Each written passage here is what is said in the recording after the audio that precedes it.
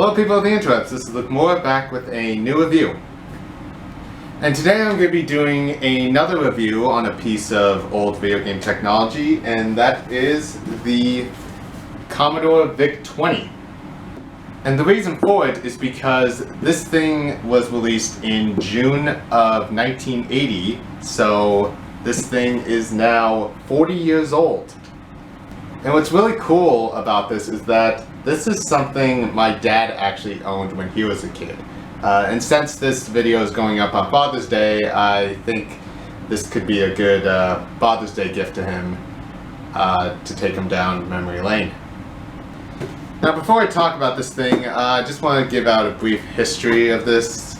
So basically Commodore's first computer was in 1977 called the Commodore PET. But that was mainly used for the business and offices, and it wasn't really a games machine. I mean, it had games on it, but that wasn't really its main purpose. But then Atari in 1979 released the Atari 400 and 800 computers, and basically advertised to be like, hey, it is a computer, but it can also play games. So in 1980, Commodore tried to do that route and release this thing. So yeah, so without further ado, let's take a look at the box. Okay, so here we got the box, and I really like the design of it. It's like silver that slowly transitions to white. Nice. Here you got father doing finance stuff, and then you got a family here playing games. On the bottom it says VIC-20, personal color computer, plays great games, does a lot more. And got the VIC-20 flying through the rainbow. This side advertises the VIC modem, which I'll talk about soon. Top is the same as the bottom, and on this side it advertises the peripherals like disk drive, tape drive, and the printer. And I really love this. It says, I'm just going to read it. April 4th, 1982. Dear Vic, your word processor has truly made my life easier. Now I don't have to type and retype over and over again like an ordinary typewriter. Now I have the time to have fun again. Thank you so much. Truly, Jack, or Jackie, whatever. I don't know. I find that funny. And on the back of the box advertises all the applications. The arcade games, the student education, which are still games, financial planning, which is kind of boring, and the personal improvement, which is like math and typing and chess. I don't know. But yeah, and when you open it up, this side, it says, welcome to the world of friendly computing. And inside you got some styrofoam to hold the computer, and apparently the person who owned this before me labeled it for the Commodore VIC-20. And this little cubby here holds all the hookups. So yeah, that's basically it with the box. Now let's get into the computer itself. Okay, so here we got the VIC-20 itself, and as you can see, it's pretty basic. Just like computers back then, it's basically just a keyboard with all the inputs on it. And it has the keyboard, which is very clicky. Love that. And it has function keys, which for the games that I have were mainly used as like a game start or game select switches, kind of like on the Atari 2600. And you got a power light here, and then you got the VIC-20 logo, and you can tell this is a later model because it has the Commodore rainbow on it instead of the bland silver logo. But however, some later models have gray function keys, but this one still has the tan ones, which is kind of weird. The front, there's nothing. On the side, you got the controller port, power switch, and the AC input. Now, you can also tell that this is a later model because the original power supply was a 2-pin connection, while this one is the same as the Commodore 64. And the power switch on the older model was a left to right slide switch, while this one is a, I'm not sure what type of switch this is. It's kind of like a light switch-esque, and each pin in the control port is actually numbered 1 through 9. So that's kind of weird. And on the back, you got the cartridge port that was used for games, applications, or RAM expansions, because this thing doesn't really have that much RAM. Then you got the video in, which would be used for AV cables, which were exclusive for the monitor, or the RF modulator. Now, even though it doesn't have a built-in RF box, it did come with, I'll grab it, with an external one. This has the connection and the channel select on it.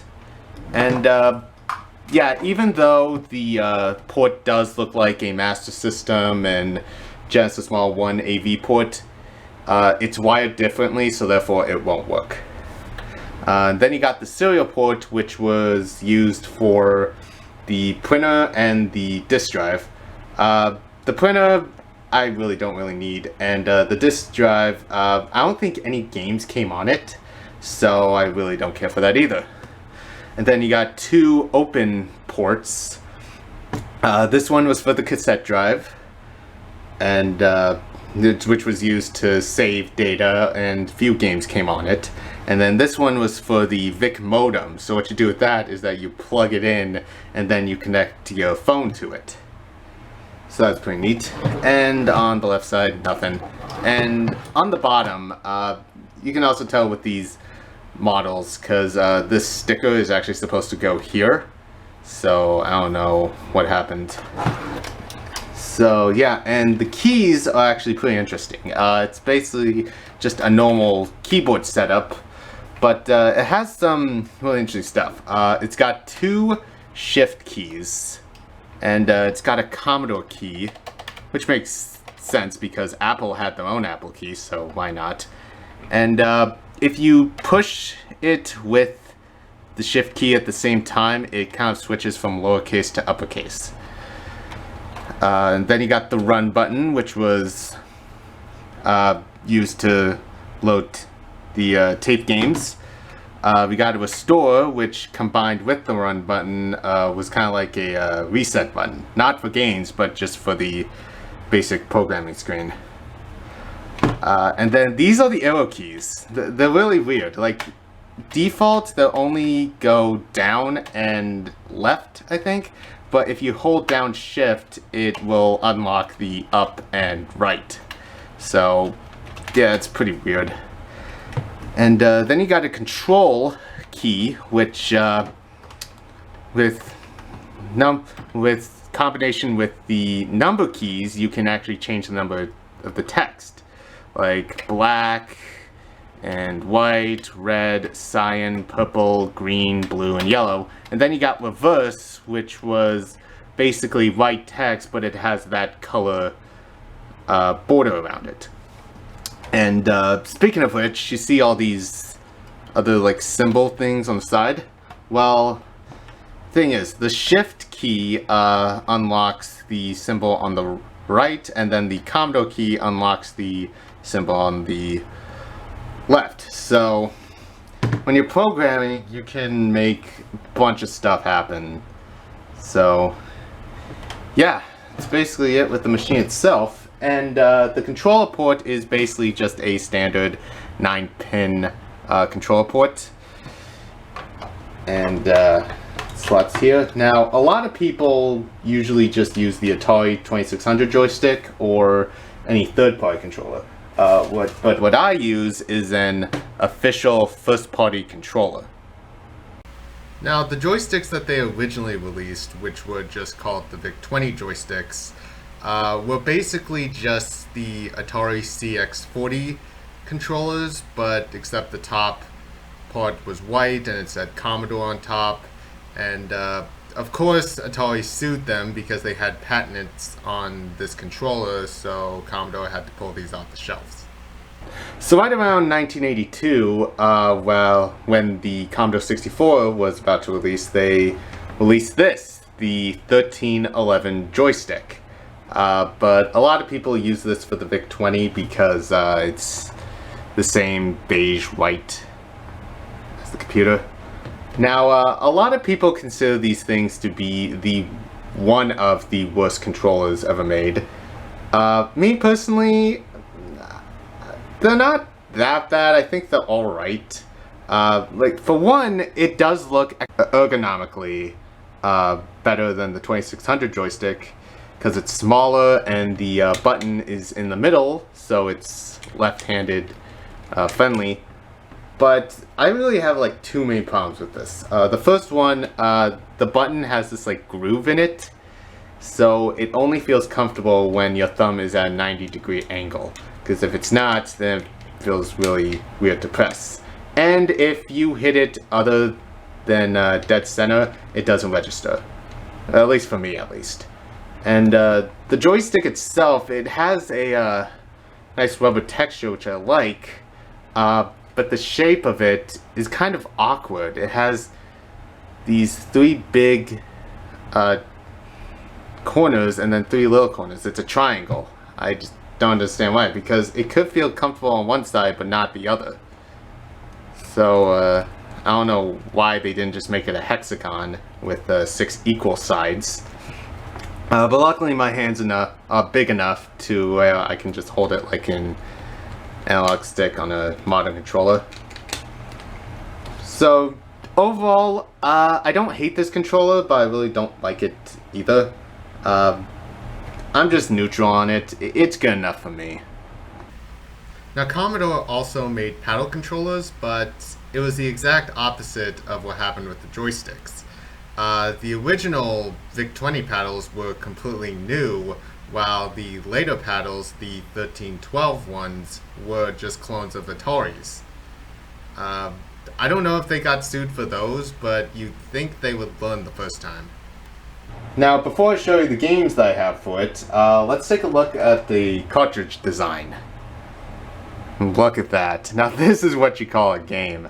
It's just this bland label, with arrows, the name of the game, Commodore logo, the back pins are exposed, and yeah, on some, the label is just this flat pill sticker, and some are this silver plate with with textures on it. I don't know which came out first. I wouldn't be surprised if this came out first originally, and then they switched to this for cost reduction.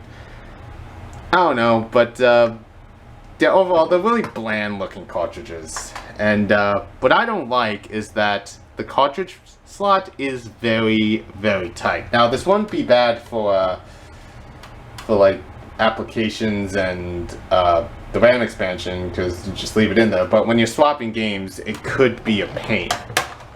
Just getting them... There we go. Yeah, every time it snaps in like that, it feels like I broke something. So, I think the best way to get these games in and out is that hold the computer in the front, and then just wiggle the card in.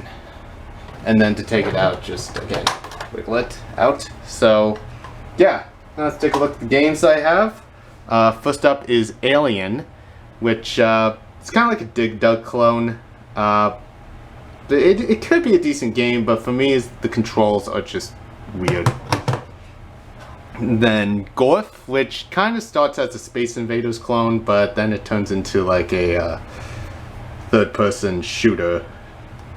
There's 4 levels in total, then it just repeats itself over again.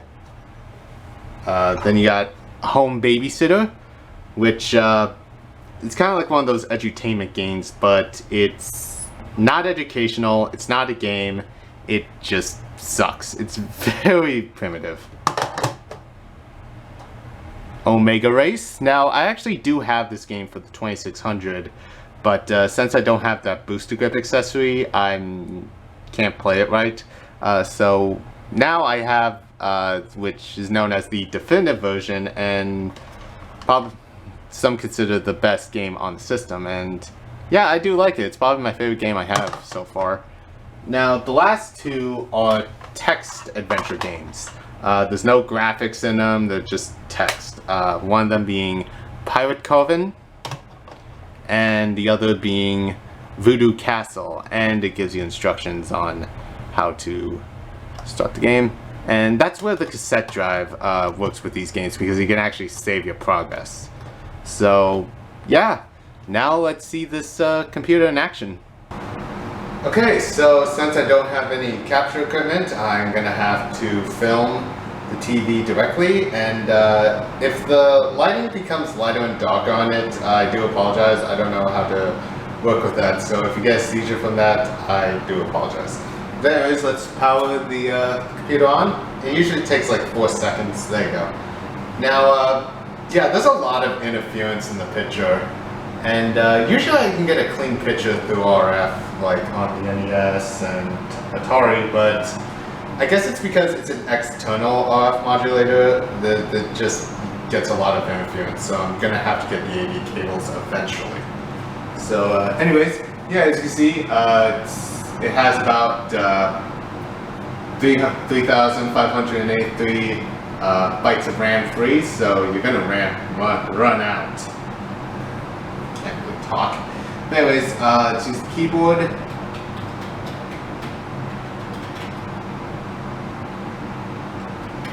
Let's go right. Press Shift. Get all these symbols, and then the commodore key. More symbols. Nice. And run, and then the store. And circle, you can change the text. White's kind of useless here.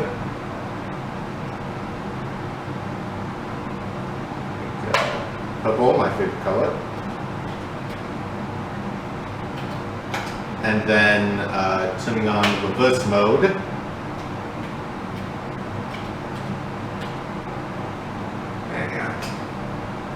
And of course, using the arrow keys, it's just down and right. Pulling down Shift, up, and left. So yeah, it's pretty much fun with that. I'm not going to put any commands in because it takes too long. Okay, so I guess I can show you how to load a cassette game. First of all, you put the game into the tape drive, and then you either press load or shift and run. Now it's going to say press play on the tape, and then it's going to find it, and then it's going to finish loading. Before it finishes loading, it's going to say ready again, and then you push run by itself. And yeah, I don't have any tape games to do that, but I'll get one someday. Now let's just check out a game. I'm gonna play Omega Race because it's the best game that I have.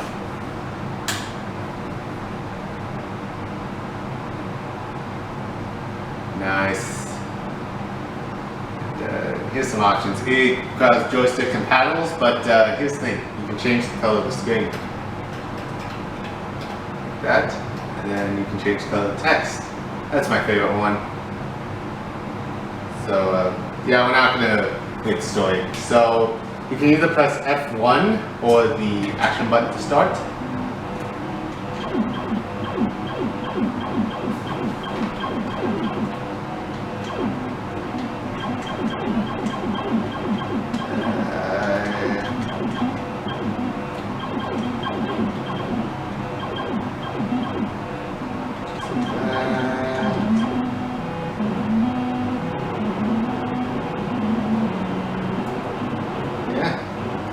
It's got fun.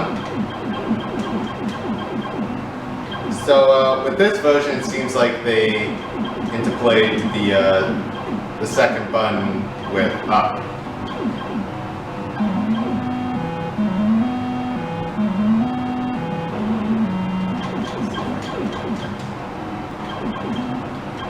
Oh crap. Ah crap. And I still won!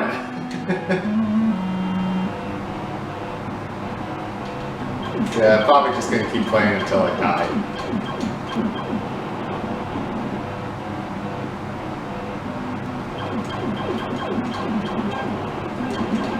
Ah. I got an extra life.